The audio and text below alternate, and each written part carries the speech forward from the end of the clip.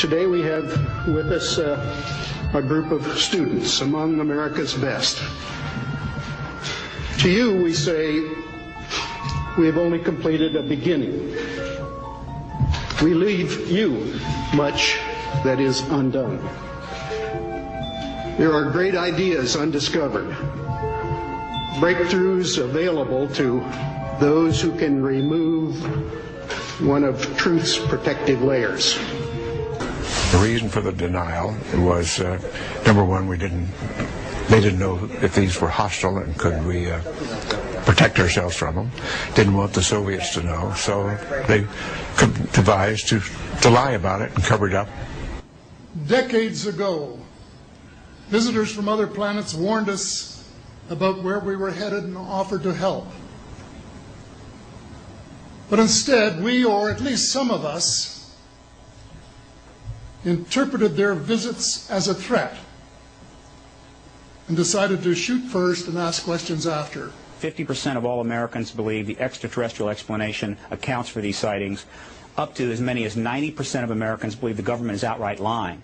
The polls are unambiguous. Year after year, the same thing. In fact, if you could talk anonymously to people, even in Congress, probably 50% of members of Congress already convinced that the extraterrestrial presence explains this phenomena. Disclosure is at hand. It is very close, and the American people need to prepare themselves very soon for an announcement from our government that there is, in fact, an extraterrestrial presence engaging this planet and the human race.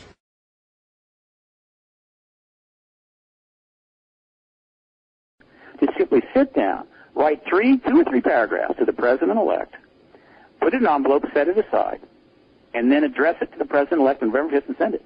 That's nothing. We're talking 15 minutes. You don't have to commit you don't have to write some novel. You don't have to write some poem.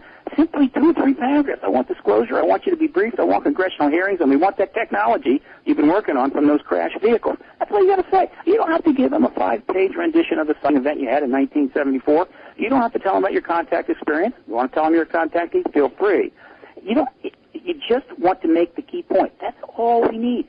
It's not how many long letters we get. It's how many letters we get. I would like to see 1 million half-page letters, 10 times more powerful than 100,000 10-page letters. Okay? So short and to the point. We're talking 15 minutes and 42-cent stamps. Change the history of the world.